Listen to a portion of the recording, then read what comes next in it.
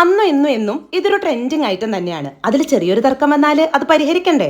അപ്പോൾ ആദ്യം ഒരു 1.5 കിലോ ചിക്കനിലേക്ക് 1.5 ടേബിൾ സ്പൂൺ ഇഞ്ചി വെളുത്തുള്ളി ചതച്ചത്, 1.5 ടേബിൾ സ്പൂൺ കാശ്മീരി മുളക് പൊടി, 1 ടേബിൾ സ്പൂൺ മല്ലിപ്പൊടി, 1 ടീസ്പൂൺ വീതം പെരിഞ്ജീരകം പൊടിച്ചതും ഗരം മസാലയും കുരുമുളക് പൊടിയും, 1/2 ടീസ്പൂൺ മഞ്ഞൾപ്പൊടി, പിന്നെ ആവശ്യത്തിനുള്ള ഉപ്പ്, ഒരു പകുതി നാരങ്ങയുടെ നീര്, കുറച്ച് കറിവേപ്പില.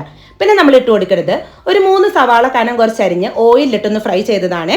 പിന്നെ വലിയൊരു തക്കാളി അരിഞ്ഞത് ഇട്ട് കൊടുക്കാം. ഇതിന്റെ ഒറിജിനൽ റെസിപ്പിയിൽ കുറെ പേര് പറയണു തക്കാളി വേണ്ടാന്ന്, കുറെ പേര് പറയണു വേണമെന്ന്. നിങ്ങൾക്കറിയാമെങ്കിൽ ഒന്ന് കമന്റ് ചെയ്യണം കേട്ടോ. ആ ഒരു തർക്കം പരിഹരിക്കാലോ. എന്നിട്ട് ഇതിലേക്ക് 3-4 പച്ചമുളകും ഒരു 2 ടേബിൾ സ്പൂണോളം വെളിച്ചെണ്ണയും കൂടി ഒഴിച്ച് കൈ വെച്ച് തന്നെ നല്ലപോലെ യോജിപ്പിച്ചിട്ട് ഒരു അരമണിക്കൂറെങ്കിലും ഒന്ന് റെസ്റ്റ് ചെയ്യാൻ വെക്കണം. എന്നിട്ട് വേണം ഫ്ലെയിം ഓൺ ആക്കാൻ. അപ്പോൾ കുറച്ച് കഴിയുമ്പോഴേക്കും ചിക്കനിൽ നിന്ന് വെള്ളമൊക്കെ ഇറങ്ങി വരുമല്ലോ. ആ സമയത്ത് ഇതിലേക്ക് ചിക്കൻ വേവാൻ ആവശ്യത്തിന് നല്ല തിളച്ച വെള്ളം ഒഴിച്ച് വീണ്ടും അടച്ചു വെച്ച് ചിക്കൻ നന്നായി വേവിച്ച് വെള്ളം വറ്റിച്ചെടുത്ത് ലാസ്റ്റ് കുറച്ച് മല്ലിയിലിട്ട് ഫ്ലെയിം ഓഫ് ആക്കിയാൽ നല്ല ടേസ്റ്റിലുള്ള ചിക്കൻ ചുക്ക റെഡിയാണ്.